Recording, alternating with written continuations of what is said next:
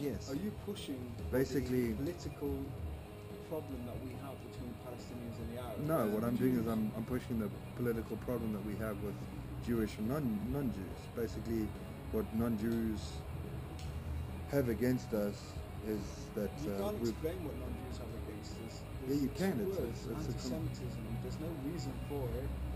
No one understands it. It's just media bureaucracy, which is basically turning the world against Jews. But anti-Semitism isn't necessarily against the Jews. It could be against any religion. If you look at America, you turn around and say, well, there's anti-Semitism there because anti-Semitism could be interpreted as Americans against the Muslims, or I don't know, North Koreans against Buddhism. At the end of the day, anti-Semitism or India versus it's against a belief, Pakistan. it's against a religion. So it's the way you turn around and say it as well, the world's anti-Semitic against us, but America's anti-Semitic against Muslims, or the English are anti-Semitic against the Muslims. So anti-Semitism is against a religion. Now, you can turn around and you say, well, you can justify anti-Semitism against the Muslims, but you can't really, because at the end of the day, it's the same as some people turn around and say, right, I hate Jews. Why do you hate Jews? Because this is what I'm being told. But who causes those conversations to be had? Meaning, if you turn around and say, well, I hate the Jews because they do this, this, and this, right? Or the Jews, the behavioural aspect of the Jews is certain things. So in Hebrew, in Judaism, you can turn around and say it's called Chilul Hashem. Jews do certain things which cause the world to look about them and say, well, you know, in a bad light. In a bad way. It's the same as Arabs. Listen, I'm not one who hates Arabs. I don't hate all Arabs. I hate just the 1, 2, 3, 10% that want to try and kill me. If you're not trying to kill me, you can come and do whatever you want. You can come over my house. You can fix my pipes. You can make me my coffee in the morning. You can even cook my food. So it's 25% of the Arab population, which is like 25% of the Arab population are turning around and doing what it is that they're doing. The minority are doing jihad. Okay, there are 300,000 Arabs that live inside. Would you agree and turn around and say that 10% of Judaism Jews are doing pretty much the same thing against Jews? And the Torah Calta here in Israel is about 2% of the Torah Calta just in Israel are turning around and doing everything and agreeing with the Arabs. They sit and meet with Hamas. They're trying to get rid of us. You walk through Mel Shalim, if you're on uniform as a volunteer in the police force, if I walk through Mel Shalim, they call me a Nazi. I've been called a Nazi 4 times in the past month.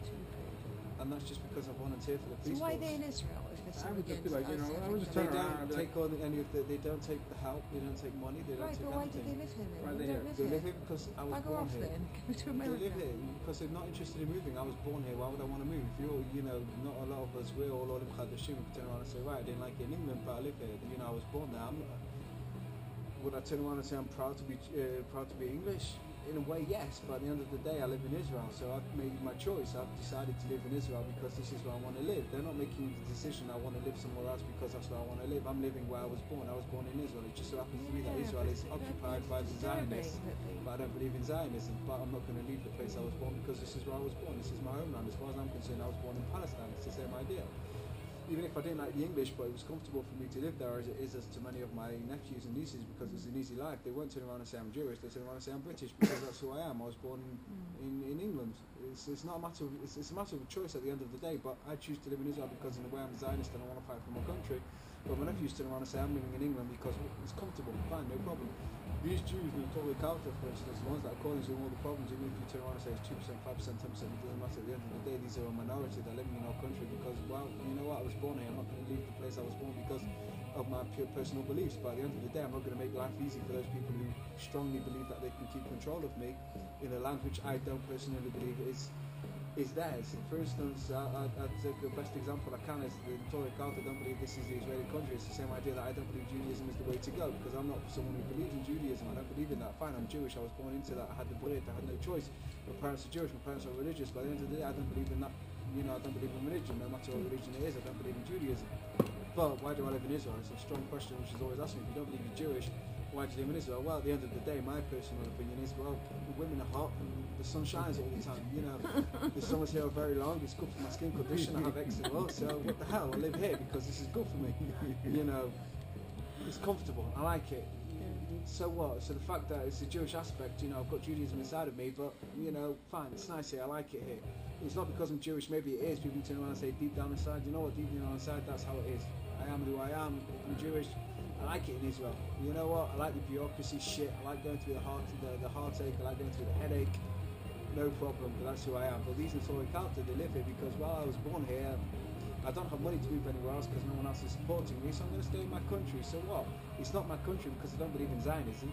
It's not the Arabs' country, which I don't actually believe in Arabs, but you know what, at the end of the day, maybe they give me a better life, which I doubt it very much because they're not quite aware of the fact that the minute you turn around and give the country to the Arabs, they're going to stab you in the back, and I mean physically, not mentally. You know, they're going to make you believe, they're going to rape you, they're going to kill you. But you know what, we'll let them believe in what it is that they believe in. That's the way it is, that's the country we live in. So, but again, I'm going back to the original topic, is if you can't turn around and say, you know, it's a minority, so fine, 25% of the extremists in Islam turn around and say, right, I want to kill you because they want to be jihads and whatever it is, fine, but again, it's 25%, it's a minority. It's the same in Israel, it's the same in any religion you look at. You've always got a minority which are called in the Israeli words, in the Hebrew words, you turn around and say, Chilul Hashem. That's the way it is. You've always got the 10, 20, 30% which would always be the minority which are causing these problems. Unfortunately, the majority doesn't want to stand up to it. Same idea in Israel. If the majority would stand up to the Torah, if the majority would turn around and say, let's do something about the situation that's going on, well, something would happen, but it's not happening because the majority always would stay quiet. No matter what. There's a famous sentence which always reminds me, I think it was Churchill who said it, was something that was said in the Second World War, is that never has there been so much owed to so few by so many. Which is written about the Second World War. So few soldiers gave their lives for the country. Yeah, that's from a poem. It's a poem. It's something I've got in my kitchen. With an S. It's from the Second World War. It's something always better than me. But the fact that you turn around and say so much is owed to so few by so many, you turn around and you say, well, you know, at the end of the day, it's got something to it. So many few. It's a fantastic saying. I love that saying. O-W-E, not O-D-E. What's O-D-E and O-D-E? O-W-E, like you own. Yeah, owed. So many people Never owe had so much to so few people. Right, all the soldiers that died to give their lives for the freedom or the ability to live for so many. Never has so much been owed to so few by so many. It took me a while to actually got that sentence.